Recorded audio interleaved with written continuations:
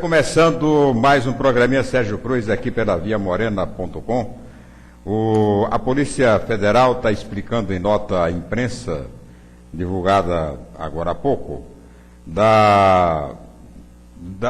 explicando, né, porque que até agora não despejou o pessoal lá da Fazenda Buriti, no município de Cidrolândia, os índios, né, que ocuparam a fazenda desde, parece, quinta ou sexta-feira da semana passada. Vem uma ordem judicial para o despejo e a Polícia Federal não despejou. A explicação dada não houve a retirada à força dos Terena, que estão na área desde a última quarta-feira, em razão principalmente da presença de dezenas de crianças e adolescentes, bem como de mulheres, algumas grávidas e de idosos. No domingo, a FamaSul divulgou nota reclamando da demora e da prisão do ex-deputado Ricardo Baixa, retirado da fazenda contra a vontade. Segundo os ruralistas, a sede da propriedade havia sido inclusive invadida, mas a Polícia Federal desmente a versão dos proprietários. Comissão formada por representantes da Polícia Federal, do Ministério Público Federal e da Justiça Federal, após vistoria, constatou que o prédio sede da Fazenda Buriti não foi invadido, saqueado ou depredado. Mas o principal alvo da nota oficial é o CIMI, Conselho Indigenista Missionário. Na avaliação da polícia, a presença de membros do Conselho prejudica as negociações. As diversas reuniões ocorridas com liderança indígena em busca da solução pacífica da crise não chegaram ao resultado esperado, especialmente em razão da presença de indivíduos estranhos à comunidade indígena que se apresentaram como representantes do CIMI e da COPAI-OAB-MS, Comissão Indigenista da OAB, apontados pelos próprios indígenas como os motivadores do agravamento da ocupação e estimuladores da desobediência à ordem judicial vigente. A PF segue informando que os representantes da comunidade indígena, do CIMI e do COPAI-OAB, foram notificados sobre o iminente cumprimento da ordem judicial com eventual uso da força estritamente necessária, bem como alertados sobre a possibilidade de futura responsabilização, inclusive criminal, em caso de feridos, em especial de crianças e adolescentes levados até a área em disputa. É aquela velha história, né? Quer dizer, é sempre o CIMI, o Conselho Indigenista Missionário, a grande responsável é a FUNAI, etc. Tal. Vamos ver o que é que vai dar. Esperar que tudo corra em paz e que tudo corra muito bem, porque para o bem, né, da paz, da tranquilidade no campo, e a gente superar, né, tentar superar aí devagar e sempre devagar, e com muita pressa, se possível, esse conflito de índios aqui no estado de Mato Grosso do Sul. Mas o governador André Putinelli deu entrevista hoje de manhã ao programa Tribuna Livre, da FM Capital, falou sobre vários assuntos, e um dos assuntos abordados por Sua Excelência foi a greve, né? A greve da Polícia Civil, ou seja, a greve dos escrivães e agentes da Polícia Civil, porque a outra parte da polícia está tranquila, não está em greve. Vamos rodar a entrevista do Putinelli. Tem tudo aí, fala de greve, fala do futuro dele, do convite irônico dele para o Delcídio ser candidato a vice-governador da Simone Tebet. Participa da entrevista Marcos Faria, da FM Capital. O entrevistado é o governador André Putinelli. Esse é o nosso convidado deste início de semana, é o governador do estado, André Putinelli. Nós vamos falar sobre greve dos policiais, devolução da Santa Casa para a ABCG, novos investimentos para o estado e, claro, as eleições 2014, entre outros assuntos. Bom dia, governador André Putinelli, é sempre bom recebê-lo aqui para um bom bate-papo. Bom dia, Marquinhos, bom dia, Sérgio Cruz, bom dia através da Rádio Capital aos nossos ouvintes de todo o Brasil. Governador André Putinelli, greve dos policiais civis, possivelmente aquartelamento dos policiais militares. Qual o posicionamento do governo do estado, já que na semana passada disse que hoje seria o dia D, né? Hoje foi postergado o dia D porque nós mantivemos abertas as negociações. Esperamos que o bom senso predomine, uma vez que a greve da Polícia Civil foi declarada ilegal e da Polícia Militar mais ainda, né? Então, conversaremos, se quiserem conversar, para que não haja greve. O governador, das propostas feitas à polícia, já inclusive encaminhadas à Assembleia Legislativa, há condições de mudar ali para cima, mudar para cima, ou só pode mudar para baixo?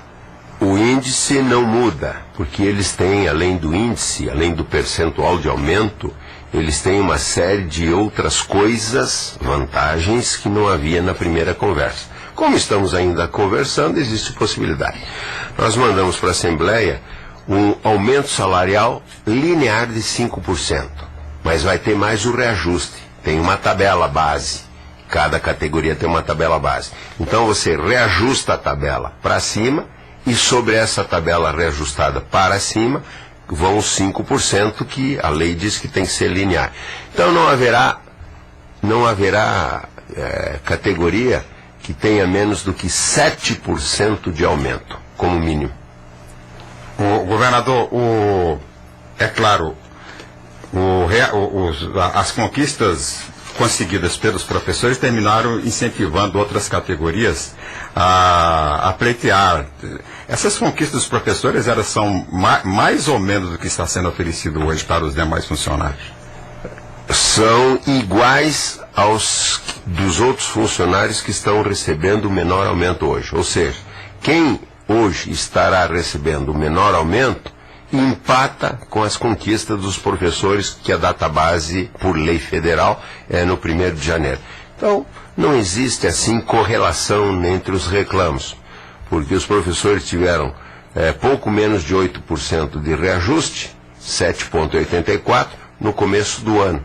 Eles terão 7% mais outras conquistas, como equiparação dos DAPs para a segunda classe, aumento das vagas para que hajam mais promoções, a etapa alimentação para 1.543 policiais que não recebem, enfim, uma série de outras conquistas, além do mínimo de 7% este ano, bendito.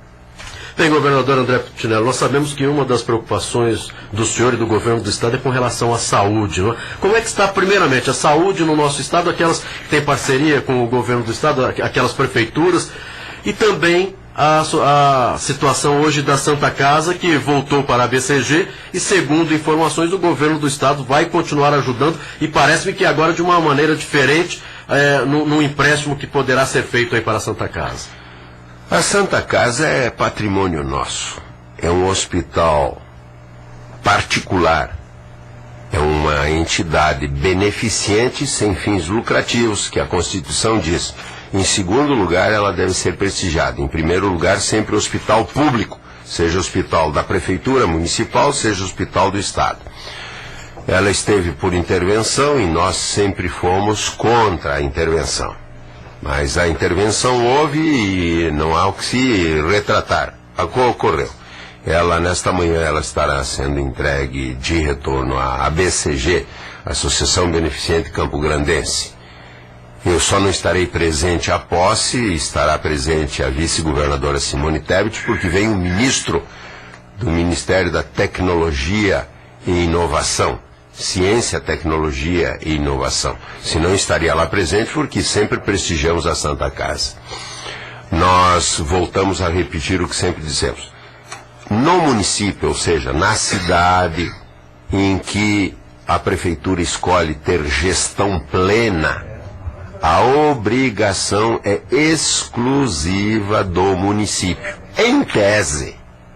Quem é? O sul-mato-grossense Campo Grandense não é brasileiro? Claro que é, então todos os governos ajudaram mais ou menos. Então, mesmo sendo Campo Grande, Dourados, Ponta Porã, Três Lagoas, Corumbá, Naviraí, Nova Andradina, Paranaíba, Aquidauana, Coxim, em gestão plena, ou seja, a obrigação é dos prefeitos, volto a repetir, sempre colocam um pouco de peso nos ombros do Estado.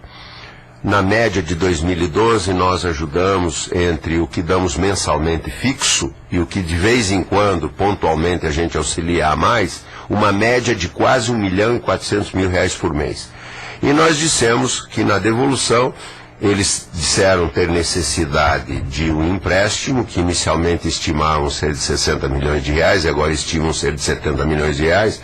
Entramos em contato com a Caixa Econômica, junto com eles, com a BCG, que será o Wilson Teslenco, que é o presidente, e os demais diretores, para que a Caixa Econômica fizesse empréstimo a juros baixos, subsidiados. Porque a juro alto não adianta. Eles pagavam 1,3 de juro, baixaram para 1,1 e vão baixar abaixo de 1% do juro, a pedido nosso. Além disso, nós dissemos que além de darmos o que nós estávamos dando, nós ajudaremos a pagar os juros. Então, se os juros forem de 500, 450, 600 mil reais por mês, nós pagaremos o juro. Então, aquilo que nós estávamos dando no ano passado, mais os juros.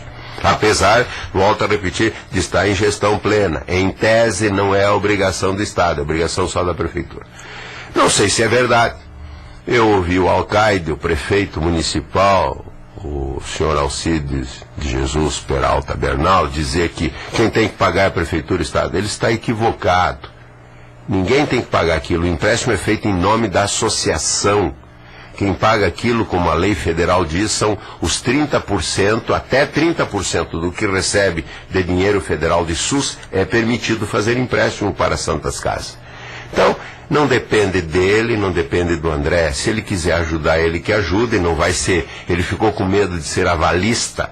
Ele não será avalista, ele precisa saber da lei.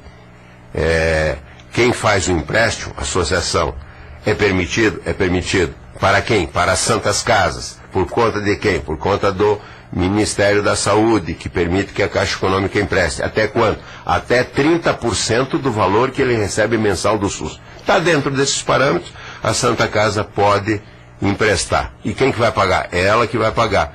E por conta disso, por conta de estar em gestão plena, o governo do Estado não ajuda, eu quero ajudar. Eu quero ajudar e vou ajudar, além do que eu estava dando mensalmente, vou ajudar com a totalidade do juro, que 500, 600 mil reais por mês, que deve ser, desde que sejam juros mais baixos, subsidiados, enquanto eu for governador do Estado. Então, fique tranquilo, senhor prefeito, que ele não é avalista de nada. Ele só é avalista das contas pessoais dele e do mandato dele. Que Deus o auxilie a fazer um bom mandato, né? E a Santa Casa poderá emprestar esse dinheiro, quitaria todos os débitos, com exceção dos débitos trabalhistas, que a Justiça vai definir em que montação, em que tamanho serão, e pode tocar a vida com o auxílio nosso, que nós do governo do Estado o faremos. O governador, e o hospital regional? Como é que funciona o hospital regional hoje? O hospital regional está pronto, por exemplo, no caso de um colapso hospitalar, por exemplo, da Santa Casa, o hospital regional dá conta? O hospital regional é o único hospital público estadual. Quando nós recebemos a 1º de janeiro de 2007, Sérgio Cruz, era chamado de postão, com P. Postão. Atendia 240 leitos naquela época. Não tinha hemodinâmica, não tinha tratamento de câncer para as crianças, não tinha uma série de serviços, aumentou os leitos de UTI, e nós fomos ampliando. Hoje é um hospital com 350 leitos funcionando, que tem hemodinâmica, parte cardiológica, a terapia para as crianças, câncer infantil de todos os tipos tem um andar próprio para isto, e tem uma série de serviços a mais do que tinha. Hoje ele pode ser chamado de hospital. Não é um hospital geral de pronto atendimento como é a Santa Casa. É um hospital que trata mais das questões especializadas, tratando também do pronto atendimento. Tem mais leitos de UTI que tinha. Portanto, o hospital regional alivia o número de necessidade de leitos em necessidade em Campo Grande. E o pronto-socorro do hospital regional? Atende, mas a obrigação desde 1967... Faz tempo, hein? A lei não obriga mais o pronto-socorro a ser de entidade pública. Desde essa época, existe uma lei nisso. O pronto-socorro da Santa Casa atende, o pronto-socorro do Hospital Regional atende, em alívio à gestão plena, que, como eu disse, seria de obrigação só dos prefeitos. Aqui cabe uma explicação que eu me esqueci na pergunta anterior, Sérgio. A dívida por auditoria feita quando o ex-prefeito Nelson Trade Filho fez a requisição de serviços era da ordem de 68 milhões de reais. A dívida hoje, tirando as questões trabalhistas como foram tiradas daquela época, tira dívida trabalhista daquela época, tira a dívida trabalhista desta época. A dívida era 68 milhões. A dívida hoje está terminando a auditoria, será entregue hoje. Sem as dívidas trabalhistas, ela não passa de 75 milhões. Então é falacioso essa questão de dívida maior. Se você incluir a dívida trabalhista daquele tempo, era 68 mais a dívida trabalhista. Se você incluir a dívida trabalhista desse tempo, girará em torno de 75 mais a dívida trabalhista. Então, não tem essa história de 160, 130, a imprensa inadvertidamente, alguns mal informados têm divulgado diferente. Era 68 sem dívida trabalhista. Vamos ver hoje na auditoria quando será entregue, que não passará seguramente de 75 sem a dívida trabalhista. Pois é, mas a direção da BCG fala que entregou com 37 milhões. Não, foi feita auditoria. Foi feita auditoria na época, né? Na época foi feita auditoria e mostra. 68 milhões na época. A Trevisan, Travassos Trevisan fez, é uma consultoria, é um órgão de auditoria de renome nacional, fez 68 milhões da dívida naquela época. Bem, governador André Putinelli, nós vamos a um breve intervalo comercial, mas já vou deixar uma pergunta para o senhor. Voltando, inclusive, na área de segurança pública, a situação das delegacias no nosso estado, como é que elas estão com relação à reforma, mas isso dentro de 2 minutos. Então, governador, como é na área da segurança pública, não é? A situação das nossas delegacias, na maioria das cidades aqui do Mato Grosso do Sul, como é que está com relação a reformas? Eu sei que o senhor pegou e as delegacias não estavam muito bem se falando com relação à estrutura. Teve muitas reformas, mas como é que está hoje a situação delas? Vamos considerar a Secretaria de Justiça e Segurança Pública, que abriga bombeiros, militar, polícia civil e polícia militar. Nós pegamos 300 viaturas nos cavaletes, sem rodas, sem motor, algumas sem câmbio, outras. Tinham 400 rodando. Hoje nós temos um contingente total de mais de 1.100 viaturas entre 2 rodas e 4 rodas, 1.000 compradas com recursos próprios e que algumas já se encontram velhas, porque algumas foram adquiridas no final do primeiro ano do nosso mandato. Nós temos um problema importante aqui em Campo Grande, é a CEPOL. CEPOL está num prédio inadequado, estamos agora já em processo e até o final do meu mandato entregamos um CEPOL construído ou sob a forma de locação. Alguém constrói para alocar e a gente paga a locação, mas até o final de 2014 entregaremos. Muitas delegacias no interior do estado foram reformadas, ainda faltam algumas. Nós criamos 3 quartéis de bombeiros militar, um em Bataguaçu, um em Carapó e um agora de cabeça não me lembro. Ainda temos o compromisso de fazermos o de Cidrolândia, de mais um outro município que de cabeça também não estou me lembrando agora, para que nós possamos melhorar não só a questão salarial, como a questão de estrutura física onde trabalham, sejam os pelotões da Polícia Militar, sejam as delegacias. Agora, governador, o senhor falou também com relação ao Corpo de Bombeiros, não é? E aí, muito recentemente, se falou, olha, o bombeiro foi fazer um atendimento e não tinha equipamento necessário. O que não, segundo, inclusive, o comandante do Corpo de Bombeiros, não é verdadeiro. Mas, mesmo assim, o governo do estado já está com licitação para novos equipamentos para o Corpo de Bombeiros. Falaram que a mangueira estava furada. Só estava furada na ponta, onde esguicha a água. Que é necessário, inclusive. É necessário, não tinha nada de furada. Falaram que o hidrante não tinha água, e era verdade, mas quem tem que abastecer o hidrante é a Companhia de Águas de Campo Grande. estava realmente vazando um mangote. O que é um mangote? É a conexão que faz do hidrante para a mangueira. Um deles, os outros, falaram que a escada não funcionou. Funcionou a escada. Então, esses boatos, que quem os faz, ou faz de forma inadvertida, sem má fé, coisa que eu duvido, ou faz só para denegrir a imagem de um estado onde esse indivíduo mora. Não é verdade. Tínhamos 14 UTS. Hoje temos 42 UTS. O SAMU não é meu, o SAMU quem toca é a prefeitura. Então a população, quando vê, o SAMU demorou para vir, cobra da prefeitura. Cobrar de cada um o seu dever e a sua obrigação.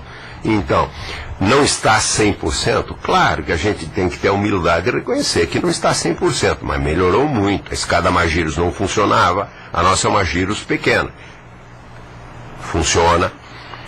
As viaturas não funcionavam.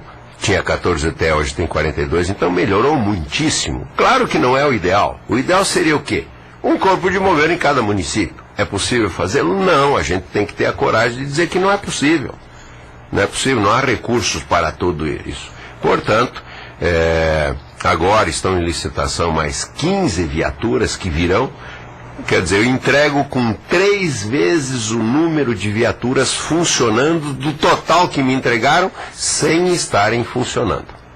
Governador, com relação ao ensino, à educação, esse mês o senhor iniciou a entrega dos prêmios, né, aos alunos melhor qualificados, até o 3º lugar nas escolas. E o que se nota é que há uma preocupação em todos os setores da atividade pública e particular em informatizar. Há perspectiva no seu governo, de até o final do seu governo, cada aluno de escola ter um notebook na carteira? Notebook não digo, mas quem sabe um tablet, que é menorzinho e portátil, para poder... Todos os professores o terão. Todos os mestres, não só professores, porque magistério, Sérgio, é professor e especialista. Então, todos os professores e especialistas terão um notebook dado pelo governo do estado para que se aprimorem mais. Todos os alunos, eu creio que não. A gente tem que falar a verdade. São 300 mil alunos, não teríamos condições de dar. Por isso que nós premiamos. Este último ano, há 4 anos atrás, era só o primeiro prêmio. Agora, de 2 anos para cá, os 3 primeiros lugares. Um tablet de 8 polegadas para o primeiro lugar, um tablet de 7 polegadas para o segundo lugar e uma bicicleta para o 3º lugar. E se tivermos recursos, premiarmos até o 5º lugar a partir do ano que vem. Mesmo assim, nós somos agraciados pelo Ministério da Educação e Cultura como o Estado que aplicou 32,4% em educação dos seus recursos, quando a obrigação é 25%. Um Estado que mais aplicou em educação, para reformar a escola, ampliar escolas, construir escolas, melhorar o salário do grupo magistério e dos administrativos da educação, que estão satisfeitos agora com a negociação que fizemos, e premiar os alunos, os 3. Melhorar onde o aluno estuda para que tenha um local aprazível. Fazer com que os mestres e os administrativos estejam estimulados. E 3º, estimular o aluno, sendo premiado a estudar mais, para que melhoremos o IDEB, Índice de Desenvolvimento do Ensino Básico, o IDEB, que é um dos estados que proporcionalmente mais tem melhorado no Brasil. Governador, muita polêmica com os ônibus escolares. A oposição chegou a acusá-lo de se apropriar, né, do benefício da União. Eu gostaria que você explicasse essa situação. Como é que foi essa história? Porque o André, né, chegou os ônibus do programa federal, aí de repente... Como é que foi essa história mesmo? Ciúme de homem é uma coisa feia, Sérgio Cruz. Ciúme já de homem para mulher, de mulher para homem, em demasia, um ciúmezinho tudo bem. É sinal de apreço, mas um ciúme demasiado. Agora, ciúme de homem para homem, então, pelo amor de Deus. O que acontece? Vou repetir uma série de vezes. Fui numa audiência para a presidente Dilma no ano de 2011. Disse para ela, olha, o Estado está com dificuldades. É o Estado que é o último em transferências correntes. Me dá uma ajuda. Ela disse, no que eu posso? Arrume o jeito de eu te ajudar, que eu quero te ajudar. Eu já fui com a receita pronta. Eu disse, olha, abalroaram uma ponte lá no Rio Paraguai, quebraram o Dolphin. O Dolphin é aqueles pilares de proteção das colunas, porque se abarrou a coluna e derruba a coluna, a ponte vem abaixo. Então tem proteção. O Dolphin é aquele quadradão de concreto que protege o pilar da ponte. E vocês fizeram o levantamento de custos, custa 14 milhões de reais. Primeiro, é uma ponte sobre um rio federal. Ah, mas está pedagiada para você, é você que cobra o pedágio. Tudo bem, mas eu já te trouxe a receita pronta. O que é? Te devolvo todo o dinheiro que foi cobrado do pedágio do começo do pedagiamento até agora. Te devolvo toda a taxa de administração que foi cobrada até agora. Ainda pago o conserto. Desconta disso o conserto, me dá diferença, porque o empréstimo está no nome do Estado de Mato Grosso do Sul. Lembram? Foi o Dr. Wilson que fez o empréstimo no Fomplata para fazer a ponte do Rio Paraguai. Ele fez 2/3. O governador José Orcílio terminou a ponte, 1/3 da ponte. E lá em Corumbá dizem que foi ele que fez a ponte. E eu continuo pagando a ponte. Né? Então eu disse, olha, eu continuo pagando o empréstimo, mas você me devolva a diferença. Então vou repetir. Tira toda a taxa de administração desde que a ponte começou a ser administrada pelo Estado, tira todo o pedágio, conserta a ponte, desconta disso do que falta para pagar e devolve para mim. Quanto deu? 87 milhões de reais. Ah, mas eu não posso te devolver em dinheiro. Puxa vida, mas o que eu preciso é de dinheiro. Então eu bolei uma maneira de fazer um plano de trabalho na educação. Por quê? Se eu tenho que pôr dinheiro na educação, se eu receber coisas da educação, eu não preciso pôr o meu dinheiro. O que eu pedi? 350 ônibus escolares, pedi 30 mil conjuntos escolares e pedi 17 mil tablets. São coisas, conjunto escolar eu uso nas minhas escolas, se eu não vier de fora eu tenho que comprar, gasto meu dinheiro. Então foi uma maneira de substituir o dinheiro do Estado aplicado na educação por coisas que vêm do governo federal. Aderir à ata, caminhos da escola, fizemos.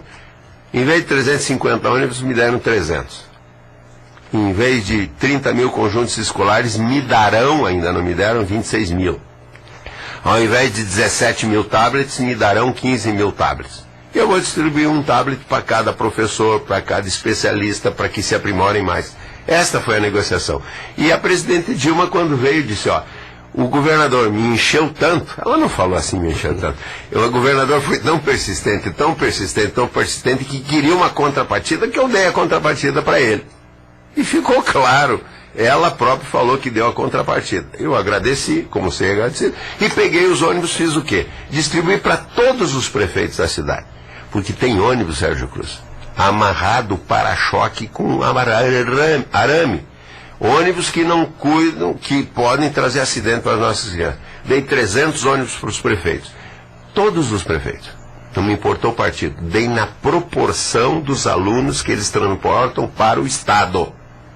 Então, se transportam 100, recebeu o equivalente a 100. Se transportam 200 para o Estado, recebeu o equivalente. Então, na proporção. Por isso que não houve chiu. Depois que a própria presidente falou que foi contrapartida que deu ao governo do Estado de Mato Grosso do Sul, pararam as críticas, pararam de falar coisas. Mas é assim mesmo. Mas ela me parece que anunciou mais ônibus, o governador. Porque eu cobrei dela que eram 350 o plano. E aí ela disse, vou te dar mais 50. Você azucrina tanto que eu vou te dar mais 50. Ah, certo. E se vierem, vão ser distribuídos na proporção para os prefeitos. Não vou ficar com nenhum ônibus, para que cuidem das nossas crianças que sejam transportadas em ônibus 0 km. E aí eu pus assim, parceria governo do Estado, cedido pelo governo do Estado, porque isso veio para o patrimônio do Estado, é patrimônio do Estado, e foi cedido pelo... Ah, eles não queriam que eu pusesse cedido pelo... Ah, isso é coisa do passado. A própria chefe se encarregou de falar para os chefiados delas como é que era a verdade. Bem, e a importância, não é, governador, desta parceria governo do Estado com o governo federal, né? Mato Grosso do Sul, com a presidenta Dilma, para que consiga, não é, mais dinheiro para o nosso Estado e, consequentemente, mais benefícios, infraestrutura, investimentos para o Estado. Claro, Marquinhos, claríssimo. E às vezes tem gente que não entende, né? Acha que é o governador que de repente está querendo mudar de partido, que não é verdade. E começa aquela discussão e quem ganha, na verdade, com essa parceria é o povo de Mato Grosso do Sul. Claro. Distribuir os ônibus para as prefeituras, vão transportar crianças, o quê? Não me importa se transportem crianças para a escola do município ou se transportem crianças para a escola do estado. Transportou japoranense, terenense, coxinense, Bela Vistense, dentro de ônibus 0 km para proteger a criançada, está transportando o sul-mato-grossense brasileiro. E habitação, construção de moradias? Entre as já entregues, Marquinho, e as que estão sendo construídas, que serão entregues esse ano, 50 mil para mais um pouco. A meta é chegar a 80 mil. O Marum está trabalhando, pois o Marum é parada federal, e está trabalhando muito intensamente, e nesse sentido de conseguirmos contratos para mais 26 mil casas que faltam para completar as 80 mil. Casas. Não tem nenhum município que não tenha casas construídas em parceria com o governo do estado. Algumas, governo federal, governo do estado, governo municipal. Algumas, governo municipal, governo estadual. E algumas, como as 1.200 casas construídas em Corumbá, só com dinheiro estadual, porque o prefeito do passado quis brigar comigo, não quis me dar terreno, nada. Eu, de teimoso, eu peguei terreno meu, dinheiro meu, e construí 1.200 casas para os corumbaenses lá, só com grana do estado. Governador, e o MS Fork 2? O senhor pretende lançar quando? Como eu sempre faço, Sérgio, quando tiver a grana garantida. Foi publicado no Diário Oficial da União, segunda-feira passada, dia 13, em homenagem ao PT. No Diário Oficial da União, os números de Mato Grosso do Sul que propiciam que o PAF, Programa de Ajuste Fiscal, beleza, está tudo certo, os números que o governo disse estão corretos, tudo. Agora estão mandando para o BNDES, que vai emprestar recursos da ordem de 1,90 bi, com juros baixíssimos, com prazo de carência. Ah, mas vai endividar mais. Tem alguns bestas já que estão falando vai endividar mais. Então vou te dar um exemplo. 1º de janeiro de 2007, eu peguei com 181% em relação à receita corrente líquida. Vou dizer, a receita líquida que eu tinha de um ano inteiro, eu tinha que ter 1,81 vezes, 181% em relação a ela para pagar a dívida. Hoje, com o empréstimo feito, mais 1,90 bi feito, quando consolidar os números, é 128%. Ou seja, com empréstimo para fazer infraestrutura, estrada, o hospital público em Três Lagoas, a unidade da UEMS lá em Dourados, a unidade da UEMS em Campo Grande, 10 arranjos produtivos locais e inúmeras estradas, recapeamento e construção de novas estradas, somando o que está devendo, com mais esse BI90, deve 128%. Quando eu peguei sem empréstimo, sem nada, devia 181%. Então, vão receber bem, quase redondinho, o Estado, o próximo governador ou governadora do Mato Grosso do Sul. O governador, já que você falou em governador ou governadora, como é que você não acha que pode repetir em 2014 o mesmo erro que repetiu em 2012 com essa disputa dentro do PMDB, Nelsinho e Simone Tebet? Não foi erro, Sérgio Cruz. Algumas pessoas, não sou eu que estou falando, algumas pessoas estão dizendo que quem errou foi o povo aqui em Campo Grande. Não sou eu que estou falando. Eu me pus à disposição do atual prefeito, como me pus à disposição de todos. Tem quem quer o Nelson, tem quem quer a Simone. Hoje o Nelson Trade Filho está à frente em termos eleitorais da Simone. O que a comissão que nós instituímos, que é composta do Júnior Mock, deputado estadual, do Nelson Trade Filho, ex-prefeito, da Simone Tebet, atual vice-governadora, e do senador Mock, que chamará todos os vereadores do partido, todos os prefeitos do partido, todos os deputados estaduais, federais e senadores do partido, para que um fórum decida. E haverá união, se é um ou é outro. Quer dizer, vão escolher aquele que no momento estiver jogando melhor futebol.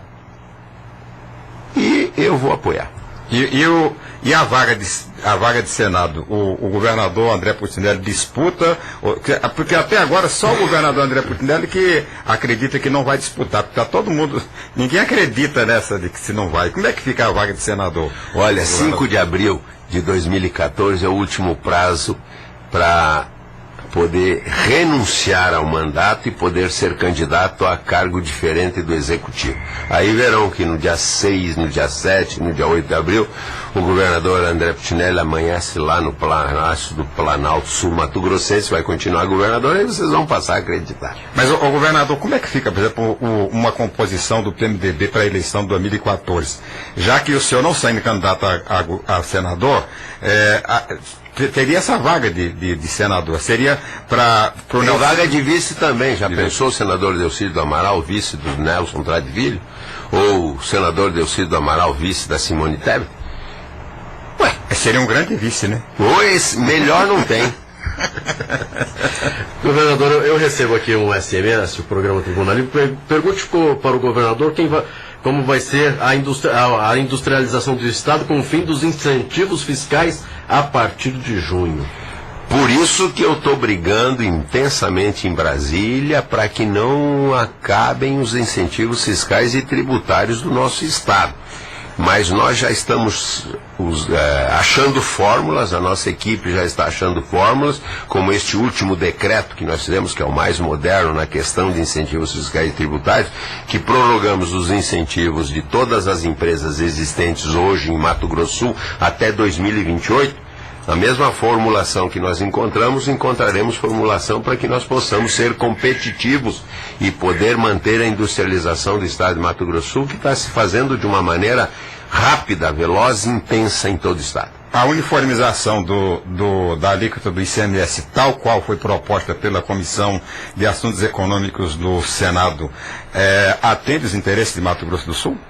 Quando Sérgio Cruz e Marquinhos, a unificação da alíquota se faria em 4x4 lá no final, essa matava Mato Grosso do Sul e matava todo o Centro-Oeste. 7x4, como foi aprovada numa das casas, não mata mais a LERJ, dificulta e prejudica muito. Mas parece que não vai ser feita, porque isso não vai baixar o imposto do usuário final. É só de origem e destino. É só diminuição alíquota de origem e destino. Quem ganha mais, que era na origem, vai para o destino ou fica na origem. Então, não iria baixar o imposto da população. É importante que se diga isso. Baixou para 7. Nada. É só crédito e débito. Vamos dizer, para simplificar, os estados ricos, quando vendem para os estados dito pobres, deixam no estado pobre um diferencial de alíquota de 5%. Dos 12 para os 7 que é hoje. Mas o imposto final do copo, da Coca-Cola, da cachaça, da cesta básica, vai ser igual. Então era só para acabar a briga fiscal entre os estados. Como os estados se uniram e nós nos unimos, nós do Centro-Oeste nos unimos com o Norte e o Nordeste, juntamos e fizemos frente principalmente a quem? A São Paulo. São Paulo quer 4x4 porque ele ganha. Nós não queremos 4x4 porque nós perdemos. Se pelo menos baixasse o imposto lá na ponta para quem consome, o imposto sobre consumo, tudo bem. Ainda um sacrifício maior ou menor. E daí o governo federal, com os fundos, compensaria quem perde. Mas não é. Então parece que vai nascer natimorta essa proposta. O nosso amigo Robson Martins, lá do Aerorancho, está querendo saber quando vai terminar e quem vai terminar o asfalto do Aerorancho. Robson Martins, você viu que na época da campanha, quando no primeiro turno você ainda estava do nosso lado, nós fomos fazer entre as ruas Taumaturgo, Raquel de Queiroz, Filipinas e até a Charlotte.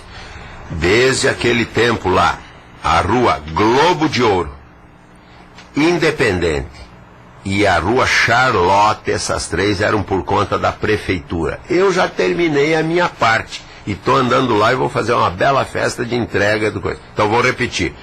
A rua Globo de Ouro, paralela com a Norte-Sul. A Independente, uma acima da Globo de Ouro. e a Charlotte, acima da linha de ônibus que fica entre a Independente e a linha de ônibus, vai ser feita pelo município, pelo atual gestor. No governo municipal passado, já tinham vindo R$200 mil. Como foi entregue no final do ano de 2012, o ex-prefeito, Nelson Trade Filho, não teve tempo de fazer. Então, o atual prefeito recebeu R$200 mil em caixa para execução da Globo de Ouro, da Independente e da Charlotte, da Independente e Globo de Ouro, que é por conta do prefeito. Se ele não fizer, eu faço. Governador André Putinelli, para encerrar investimentos no Estado neste ano de 2013, muita coisa até o final do ano? Publicado no Diário Oficial da União no dia 13 de maio de 2013, o empréstimo, os números do Estado de Mato Grosso do Sul estão bons, foi para o BNDES, que agora analisa, e provavelmente neste mês de maio estaremos assinando os contratos. São 2 contratos, um do Proinvest 357 milhões e um do BNDES Estado 733 milhões e meio.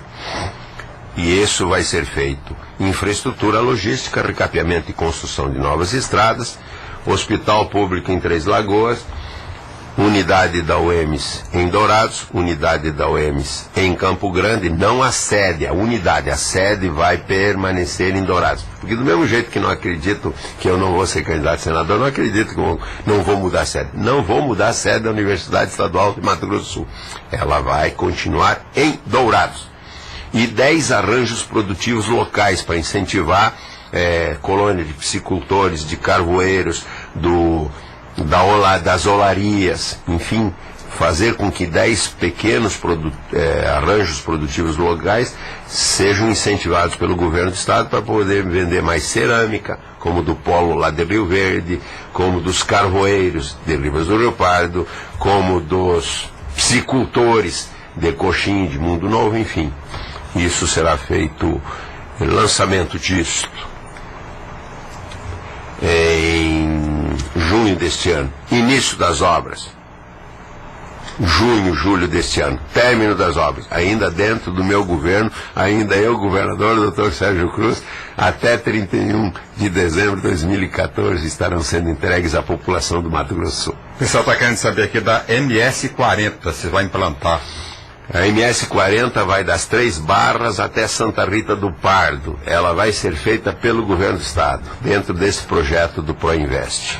E o Aquário do Pantanal, governador? Termina no meu mandato, estará a apreciação e nós vamos pôr, na ideia nossa, nós não sabemos ainda quem vai gerir o Aquário do Pantanal, mas a nossa ideia é a seguinte, que tenha para as escolas de Campo Grande uma manhã de graça para eles entenderem, porque o Aquário do Pantanal é um centro de estudos e pesquisa da fauna pantaneira. Então eles virão para pesquisar. Uma manhã de graça para os alunos de Campo Grande, seja do município, sejam do estado. E uma tarde de graça para os alunos das escolas estaduais do estado. Então, obrigatoriamente, se nós tocarmos, ou se alguém tocar sob a forma de concessão, vai ter que ter no edital a colocação de uma manhã de graça para os alunos, para a população de Mato Grosso do Sul, principalmente os alunos, vai ser com hora marcada, escola, tudo agendado bonitinho, e uma tarde de graça para os alunos e a população de Mato Grosso do Sul. Governador André Putinelli, quero agradecer a sua participação aqui no programa Tribuna Livre da FM Capital e que venha mais vezes. Não, eu sou santista, viu, governador? Só tem santista. Você é santista também? Também. Saudações santistas, com dor no coração. No primeiro jogo, Marquinhos, eles mereceram ganhar de 3-1 de nós. Agora, ontem, nós merecíamos um pouquinho melhor que o empate. De toda forma, nós, como somos democráticos e bons brasileiros, torcedores da nossa seleção brasileira, que está em 18º no ranking mundial. Já que o assunto do dia é Santa Casa, né? Hoje, finalmente, formalmente, a direção da Santa Casa foi devolvida à BCG depois de 8 anos e alguns meses de intervenção, inútil intervenção da Prefeitura Municipal de Campo Grande, autorizada pela Justiça. Eu quero dizer aqui que eu fui favorável à intervenção, primeiro porque eu achava que a Santa Casa estava, se não fosse a intervenção, ela simplesmente ia fechar, né? O que pode ser verdade, o que hoje eu já tenho muitas dúvidas sobre isso, né? Eu acho que ela poderia ter fechado exatamente no governo durante a intervenção. Se não aconteceu foi porque teve bons interventores, né? E o Issamussa, o último que foi interventor na Santa Casa, deu conta do recado, manteve a Santa Casa aberta, a Santa Casa voltou inclusive a fazer transplantes, tal, mas foi um tempo perdido, né? Se a Prefeitura tivesse investido, né, do recurso na Santa Casa, injetado recursos na Santa Casa, através de convênio, através de repasses honestos feitos pelo Sistema Único de Saúde, talvez a Santa Casa estivesse hoje num estágio bem melhor na mão da iniciativa da ABCG. Mas vamos ao que aconteceu hoje de manhã, ouvindo, durante o ato, eu quero ouvir primeiro que está entregando, está devolvendo à Santa Casa, né, a ABCG, a senhora secretária de Saúde do Estado, Beatriz Dobachi. A nossa fala, a fala do governo do Estado, é uma fala do dever cumprido. Nós recebemos uma determinação judicial no final de 2007, apontando para uma intervenção pública na Santa Casa de Campo Grande, substituindo um período de requisição de serviços que já vinha acontecendo desde 2005, por um decreto municipal. Nesse período, nós cumprimos rigorosamente as 14 determinações que continham a sentença, e a primeira delas foi garantir a assistência.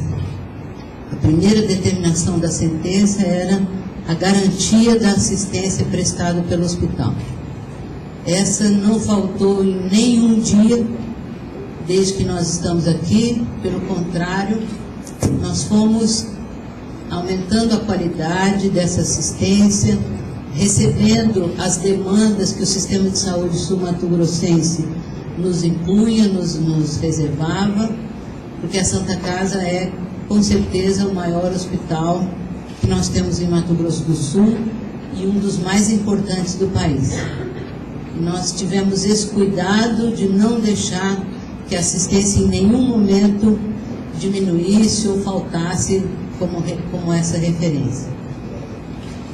As dificuldades são muitas, elas existiam antes da intervenção, continuaram existindo durante a intervenção, e a gente não tem nenhuma pretensão de fazer uma competição, uma comparação entre um período e outro. Nós só viemos aqui cumprir uma sentença judicial e o fizemos da melhor maneira que pudemos, garantindo assistência para todos os pacientes que nos procuraram. As melhorias assistenciais, elas são evidentes, elas nem precisam de relatórios para serem vistas, elas aconteceram nesse período na enfermagem, no grupo médico, nos protocolos, nas rotinas, nas condições de trabalho. Muitos investimentos foram feitos, principalmente pelo governo do Estado, principalmente aqueles que dão suporte ao paciente crítico. Nós fizemos uma recuperação do pronto-socorro com a implantação da classificação de risco e reformamos todas as unidades de terapia intensiva. Isso foi muito importante para a inserção da Santa Casa na rede de urgência e emergência, na rede de atendimento ao paciente grave. Essa resposta a Santa Casa sempre deu. Quando a gente vê as reportagens, as notícias da superlotação da sala de emergência, da porta de entrada, é preciso que a gente pense nas conjunturas fora do hospital. Por que nós temos o aumento da procura dos casos de urgência e emergência? Nós temos principalmente a agudização das doenças crônicas, os AVCs, os infartos, mas temos os traumas, o acidente de trânsito, o acidente das motocicletas, os acidentes das imperícias, das omissões, enfim. E a gente tem que dar uma resposta ao trauma que desorganiza toda a assistência de rotina. Quando chega um paciente de trauma, todos os recursos do hospital se voltam para ele e a gente tem que muitas vezes abrir mão dos atendimentos de rotina. E esse equilíbrio entre a urgência e a rotina é que nós buscamos sempre. Nós nunca deixamos de atender. Às vezes houve postergações da rotina, das eletivas, mas as pessoas foram atendidas. Eu quero dizer também que o governo do Estado encerra aqui a intervenção, mas não encerra o apoio e a participação no funcionamento da Santa Casa. A gente continua à disposição, continua sendo parceiro e cogestor de um hospital que é muito importante para todos os sul-mato-grossenses. O hospital está na gestão do município, que foi interventor desde o dia 1º de janeiro até o dia 17 de maio, que conheceu aqui dentro todas as dificuldades que nós enfrentamos e que divide conosco a responsabilidade da intervenção, juntamente com as demais gestões municipais. Nesse momento, eu faço a entrega de 3 relatórios para o Dr. Wilson.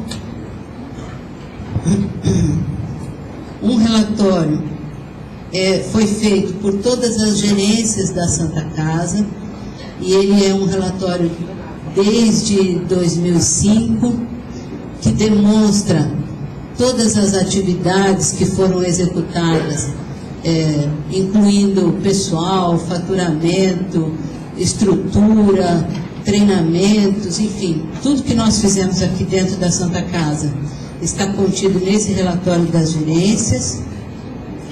Um relatório da consultoria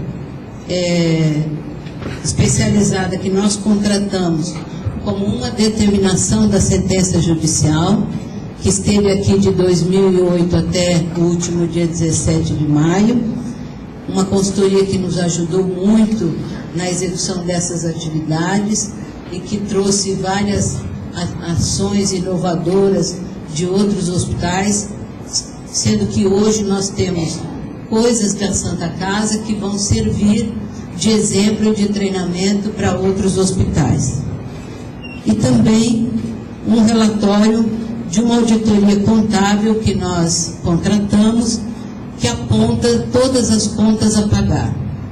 As imediatas, que estão em torno de 60, 70 milhões, e incluem tributos e fornecedores, aquelas que já foram refinanciadas, a dívida da Enersul, tributos de antes da intervenção que estão refinanciados, provisões para 13º e férias, enfim.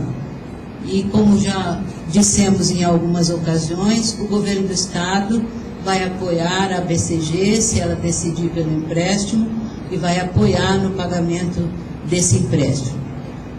Então, o terceiro relatório que eu passo às suas mãos, doutor Wilson, só um recibo. E a gente precisa agora buscar, mais do que o empréstimo para pagar as dívidas imediatas, buscar o equilíbrio entre receita e despesa. Enquanto esse equilíbrio não existir, a gente vai ter que continuar a escolher aquilo que vai pagar e vai continuar formando dívida. A gente precisa ter um equilíbrio. A Santa Casa custa caro, porque os pacientes são complexos, os tratamentos são complexos, e a gente precisa continuar oferecendo o melhor para os pacientes. Então, esse equilíbrio, ele vem do aporte, do aumento do aporte financeiro a ser feito pelo Estado, pela União e pela Prefeitura. Os 3 gestores que precisam manter esse hospital funcionando. Então, é isso que nós precisamos. O governador já se comprometeu com a diretoria, a BCG, no sentido de voltar a Brasília, reiterar o pedido que foi feito dia 13 de março deste ano ao senhor ministro da Saúde, no sentido de rever o teto da Santa Casa. Já dirigiu um apelo também ao município no sentido de que ele aumente o repasse que é feito ao hospital e se propõe também, ajudando no pagamento do empréstimo e outros aportes, a melhorar o repasse do Estado. Acho que esse é o ponto mais importante e, mais uma vez, eu reafirmo que o governo do Estado continua sendo parceiro, continua se preocupando com o futuro da Santa Casa e as condições de funcionamento. Nós fizemos uma reunião aqui no dia 15, agradecemos a todos os servidores da Santa Casa e agora eu reitero esse agradecimento em nome do governo do Estado, em nome da Junta Administrativa, para todos aqueles que nos apoiaram e que lutaram conosco para que a Santa Casa não fechasse nem um dia, não deixasse de atender em nenhum momento.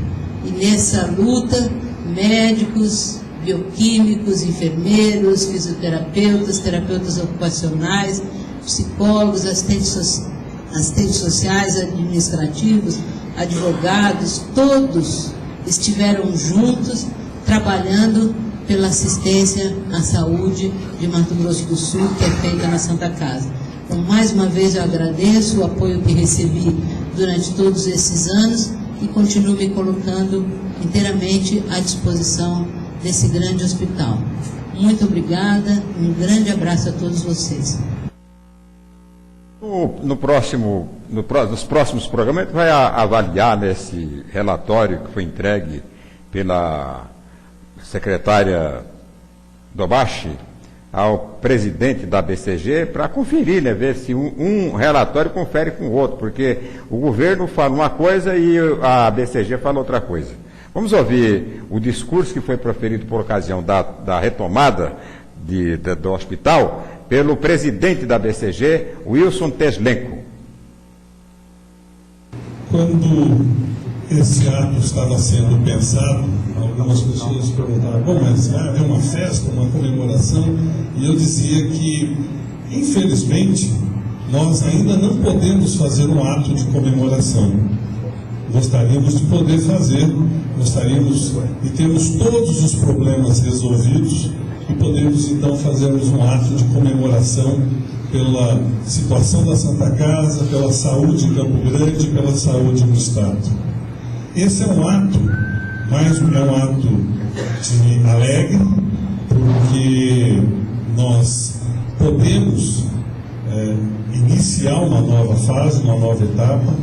Esse é um ato de justiça, porque ele devolve a segurança jurídica à Santa Casa. A Santa Casa hoje vive um momento, vai passar a viver um momento de estabilidade jurídica. E fazer o que nós precisamos fazer, quando eu digo nós, eu estou incluindo o município, o Estado, a sociedade organizada, a BCG, os colaboradores do hospital. É uma coisa complicada, porque nós estamos aqui para fazer justiça social em saúde pública, num mercado totalmente orientado para o lucro. Como algumas pessoas têm dito, o recurso para a Santa Casa nunca é suficiente, o recurso da saúde nunca é suficiente, porque as demandas são muitas.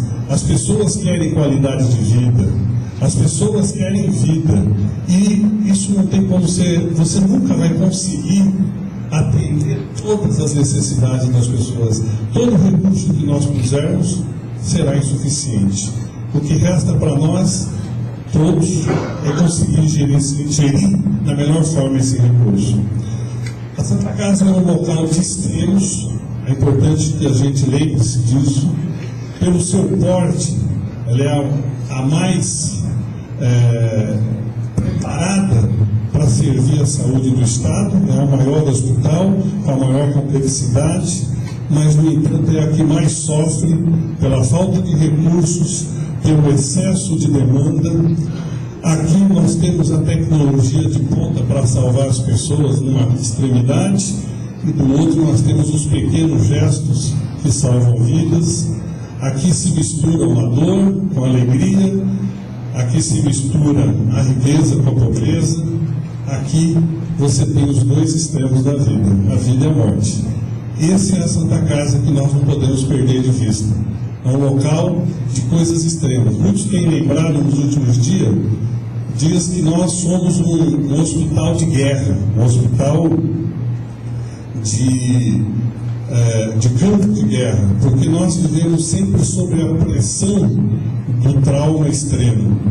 Isso se manifesta todos os dias com o pronto-socorro cheio, com o centro cirúrgico cheio, com pessoas esperando para ser atendidas e toda uma equipe correndo para salvar vidas nessa situação. Quizá no futuro nós possamos ser também o hospital que trabalha planejando com tranquilidade para poder atender a sociedade. Nós queremos lembrar aqui de um texto, eu não vou ler o texto todo, mas vou citá-lo. Quando essa intervenção ocorreu, o Ministério Público Federal, Estadual e do Trabalho preparou um texto e mandou esse ofício à BCG. Naquele ofício ele dizia, os procuradores diziam que se o poder público, junto com todas as condições que o poder público detinha em mãos, não conseguisse resolver o problema da Santa Casa, não conseguisse tirar a Santa Casa da situação de dificuldade que ela vivia em 2004, estaria provado que essa estratégia não funcionaria. Essa estratégia não resolveria e que o problema era muito maior do que se imaginava. Quero dizer que somos gratos pelas coisas que deram certo durante a intervenção. E nós podemos reconhecer que muitas ações tiveram um resultado positivo e contribuíram para a melhoria do hospital. No entanto, existem muitas outras que não deram certo e existem outras ainda que não foram implementadas. Nessas que não deram certo, nós compartilhamos da tristeza por não ter conseguido fazer dar certo. E naquelas que precisam ser feitas, nós queremos convidar o poder público para ser parceiro da Santa Casa, parceiro da BCG, na construção de uma solução. O próprio Ministério Público disse: se eles não resolverem, se o poder público, com todas as suas ferramentas, não conseguirem resolver o problema da Santa Casa, nós vamos ter que encontrar uma outra solução. E eu tenho dito que essa solução é a terceira via. A terceira via é um caminhar da sociedade com o poder público para resolver esse problema. Quando nós estávamos aqui até 2004,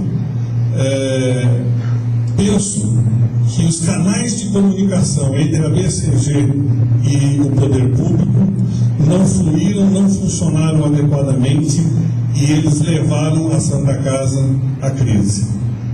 Creio que durante a intervenção, esses canais também não funcionaram. O poder público, à frente do hospital, se propôs a sozinho dar uma solução. Conseguiu, teve conquista, sim, mas não resolveu, não debelou os problemas da Santa Casa. O que eu entendo é que a única solução para a Santa Casa é que todas as forças que atuam na saúde do Estado precisam se juntar. Nós precisamos que o poder público, o Estado, enquanto Estado e município, a Santa Casa, enquanto a BCG e sociedade organizada, os usuários e a sociedade em geral, precisam unir forças para resolver o problema. Esse desafio não é um desafio exclusivo da BCG. A BCG nunca se arvorou da ideia de que nós vamos resolver sozinho, porque nós estamos aqui para resolver o problema da saúde pública e nós só faremos isso com a participação efetiva do Estado, do município e da sociedade.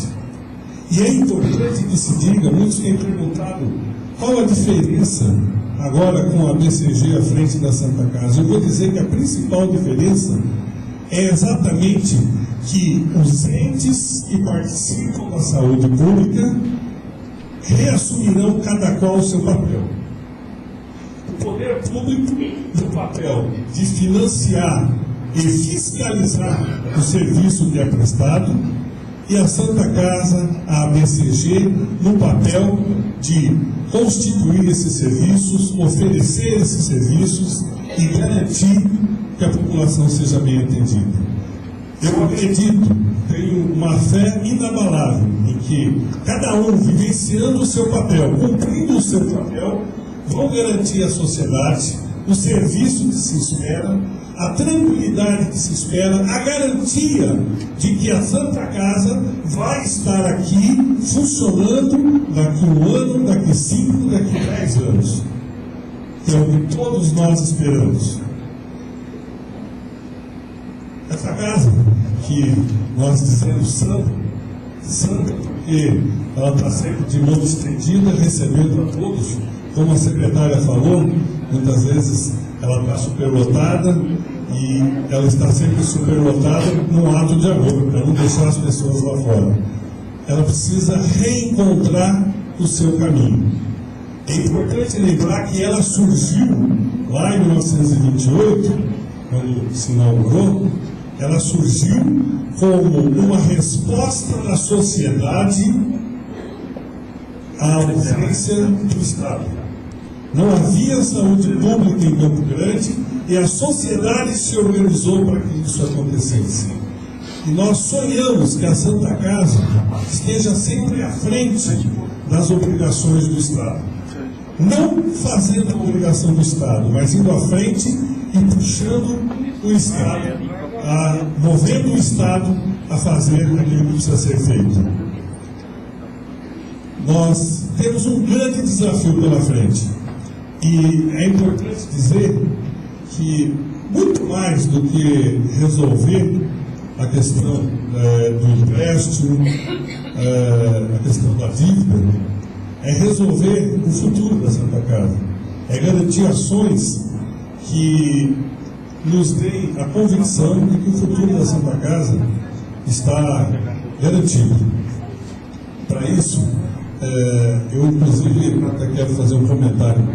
Eu rodei o hospital inteiro, todas as salas, procurando uma maquininha do Banco Central que fizesse dinheiro.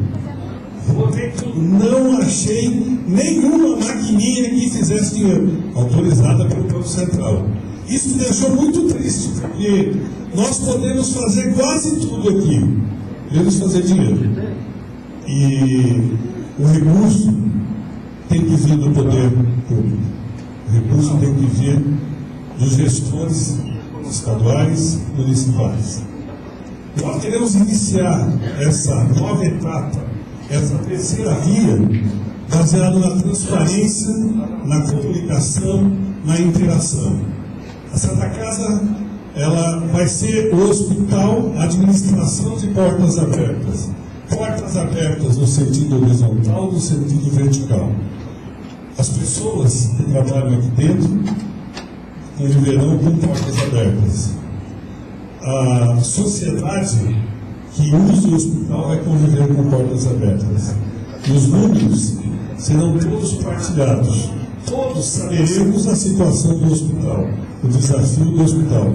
E com isso nós esperamos que o discurso de o dinheiro dá, o dinheiro não dá, está bem aplicado ou não está, ele seja resolvido. Nós possamos todos falar a mesma língua, Estado, município, União e Santa Casa. De que os desafios são claros, os recursos para esses desafios também terão que ser claros. Nós precisamos, a sociedade precisa de recursos. E nós temos que trabalhar para que esses recursos venham, para que esses recursos estejam disponíveis para cumprir esses desafios. Tenho dito também que muitas vezes as pessoas imaginam que a Santa Casa é esse prédio. esse prédio bonito que foi construído de forma corajosa pelo Dr. Arthur Dávila. A Santa Casa, apesar de todo o trabalho do Dr. Arthur Dávila, a Santa Casa não é o prédio. A Santa Casa são as pessoas. As pessoas que entram para buscar atendimento, os colaboradores que fazem a assistência acontecer, os gestores, os administradores, eles fazem a Santa Casa. Essas são as pessoas importantes. Isto é a Santa Casa e nós precisamos valorizar isso. Nós terminamos a nossa palavra agradecendo. E eu quero estender isso em nome da nossa diretoria, porque ao longo de 8 anos as nossas famílias toleraram a nossa ausência, abriram mão da nossa participação no dia a dia muitas vezes, e quero dizer que isso não vai melhorar, só vai piorar. Daqui para frente isso só vai piorar. Mas eu quero agradecer pela paciência, né, que os nossos familiares tiveram com essa luta. Quero dizer que nós aprendemos algumas coisas. Nesses 8 anos afastados da nossa casa, nós aprendemos a acreditar que as coisas podem ser revertidas, que as coisas podem ser mudadas e que amanhã pode ser diferente, e nós precisamos trabalhar por isso. Eu quero agradecer pessoalmente por essa diretoria, por esse grupo de associados que se empenhou durante esses 8 anos para que a PCG se mantivesse viva, preparada para este dia. Quero agradecer aqueles que me antecederam, que também, Ezaquiel, Dib, que me antecederam nesses 8 anos nessa luta para que a PCG estivesse preparada para este dia. Agradecer de forma particular aos colaboradores que, tanto antes da intervenção e durante os anos da intervenção, mantiveram a Santa Casa funcionando, atendendo, cuidando da sociedade. Nós não podemos esquecer deles. E agradecer a Deus, que com certeza tinha um plano nisso tudo. Porque dessa experiência todos aprenderam. Eu imagino que aqueles que passaram por aqui durante a intervenção são professores em dizer que não é fácil, que o desafio é muito grande e que sozinho não dá para resolver. E eu quero convidar toda a sociedade aqui representada a um pacto pela saúde, um pacto pela vida, porque aqui nós falamos de vida. E se nós não tivermos um pacto para todos trabalharem para que o estado de coisas que está aí posta seja revista, seja mudado, nós estaremos dando as costas para a vida. Não existe outro modo ameno de dizer isso. Nós estaremos dando as costas para a vida. Então, nós precisamos sair daqui com um pacto e que todos estejam comprometidos em terminar aquele trabalho que começou com a BCG, passou pela junta interventora e agora nós temos a oportunidade de juntos concluir, deixando a Santa Casa como nós sonhamos, como nós esperamos, como nós queremos, como toda a sociedade quer. Agradeço, desejo a todos um bom dia e quero contar com o apoio de todos vocês para essa nova etapa, para esse novo momento da Santa Casa. Obrigado. Muito bem, aí é o discurso do Wilson Teslenco, né, o novo diretor, né, diretor de fato e de direito e de fato da Santa Casa de Campo Grande, por ocasião da retomada do hospital que estava sob intervenção para a iniciativa da Associação Beneficente de Campo Grande. Nos próximos programas vai comentar tanto o discurso, as duas situações, não o discurso, porque discurso não, são discursos protocolares, não tenho o que comentar. Mas comentar a partir de amanhã a situação real da Santa Casa, já que a partir de amanhã, ou a partir de hoje, essa diretoria vai ter, né, todas as informações, seja através do relatório repassado pela Secretaria de Saúde do Estado, seja através das sindicâncias feitas pela Prefeitura Municipal e da sindicância que a própria BCG naturalmente deve promover para saber realmente a situação real da Santa Casa de Campo Grande. Aqui vamos encerrando mais um programa Sérgio Cruz. Muito obrigado por sua audiência, por sua paciência. Fé em Deus, pau na mula e tchau, pica-pau. Tchau, pica-pau.